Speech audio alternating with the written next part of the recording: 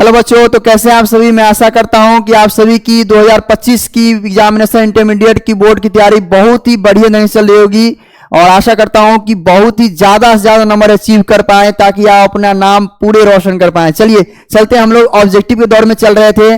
कल तक हम लोग 50 सब्जेक्ट को कवर किया था। आज 50 से अगला 51वां ऑब्जेक्टिव आ रहे हैं। चलिए, तो पहला क्वेश्चन है आपके सामने, आवेश का ऐसा मात्रक क्या होता है। सबको पता होना चाहिए कि आवेश का ऐसा मात्रक कूलॉम होता है। इसमें कहने वाली कोई बात है क्या।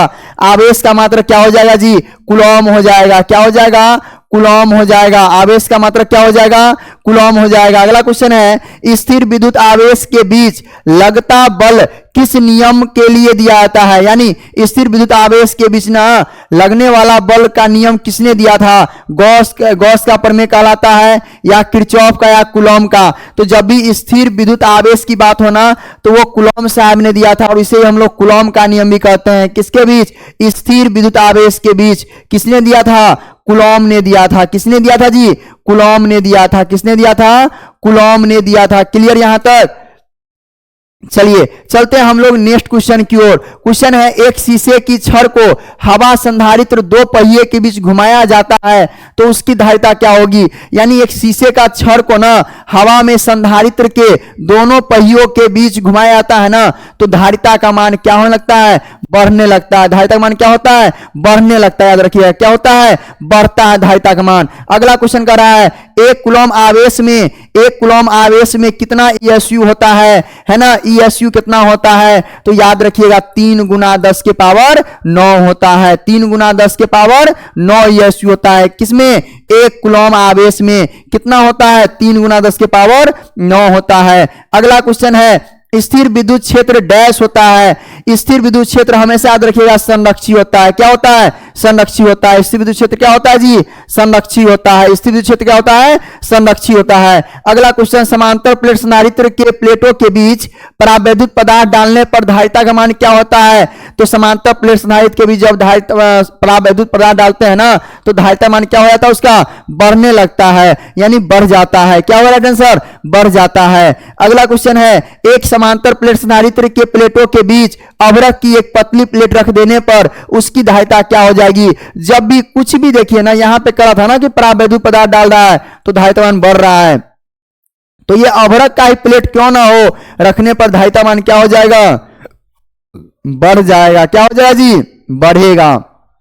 चलिए अगला क्वेश्चन है, एक समांतर प्लेट संधारित्र में परावैद्युतांक 6 वाला है ना, परावैद्युतांक 6 वाला परावैद्युत भरना है। प्लेटों के बीच की दूरी कितनी गुनी कर दिया जाए कि धारिता जो है ना पूर्ववत बनी, यानी धारिता जो है ना पहले के जैसा ही रहे। तो कोई बात नहीं है, जितना गुना रख रहा है ना बस उतना ही गुना वाला आप आराम से कर दीजिए। तो क्या हो जाएगा, 6 वाला रख रहा था ना तो 6 गुना ही हो जाएगा। इसका कोई परिवर्तन नहीं, समानुपाती है।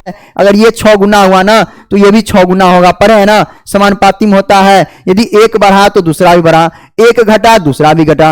लेकिन व्युत्क्रमानुपाती में क्या होता है, एक बढ़ता है तो दूसरा घटता है और एक घटता है दूसरा बढ़ता है। चलिए अगला क्वेश्चन है, एक गोलीय चालक की आविष्ट किया जाता है तो इसके केंद्र पर विद्युत क्षेत्र की तीव्रता का मान क्या हो जाएगा। जब भी गोलीय चालक, मैंने बताया है गोलीय चालक की जब भी चर्चा करें ना तो माइंड एक बात याद रखिएगा, शून्य को कभी नहीं भूलिएगा। किसको नहीं भूलना है, शून्य को। आपका आंसर शून्य ही आंसर हो जाएगा। क्या हो जाएगा, शून्य हो जाएगा। गोलीय चालक के आविष्ट को क्या किया जाता है, आविष्ट कर रहा है ना तो केंद्र पर विद्युत क्षेत्र की तीव्रता मान क्या हो जाएगा, शून्य हो जाएगा। क्या हो जाएगा जी, शून्य हो जाएगा। चलिए अगला क्वेश्चन है, समांतर प्लेट संधारित्र के प्लेटों के बीच का, यहां ध्यान दीजिएगा, क्वेश्चन नंबर 60 कह रहा है,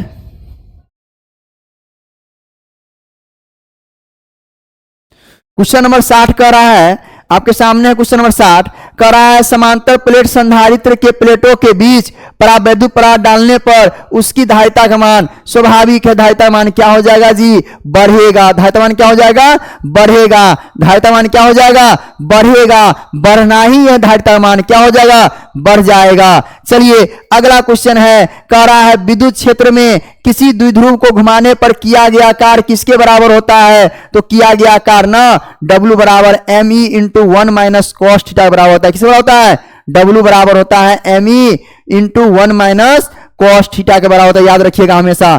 अगला क्वेश्चन है कि 5 माइक्रोफैराड धारिता वाले संधारित्र की 20 किलो वोल्ट तक आवेशित करने पर आवश्यक ऊर्जा का मान कितना के बराबर हो जाएगा।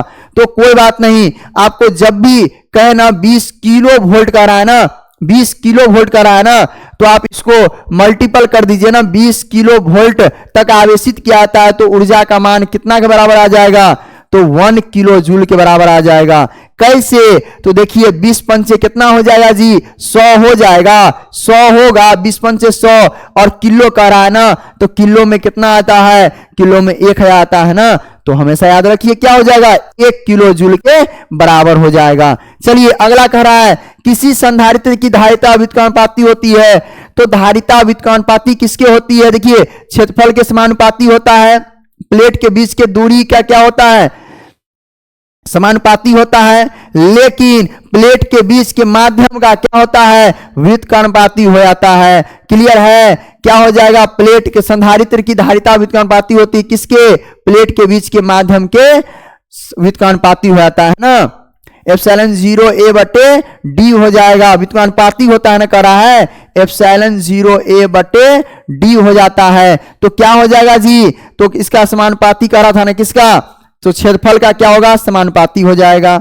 इसका माध्यम प्राप्त विद्युत क्या हो जाएगा, समानुपाती हो जाएगा, और धारिता का व्युत्क्रमानुपाती किसके हो जाएगा, प्लेट के बीच के दूरी के व्युत्क्रमानुपाती हो जाएगा। चलिए अगला क्वेश्चन है, समांतर प्लेट संधारित्र के प्लेट के बीच आकर्षण वाला बल होता है, क्या हो जाएगा समांतर प्लेट संधारित्र के बीच आकर्षण वाला बल, तो हमेशा याद रखिएगा Q बटे एप्सिलॉन 0 इंटू -1 के हो जाएगा, है ना, वो 1 के हो जाएगा, ये मतलब हो गया आपका एम्पियर केल्विन, है ना।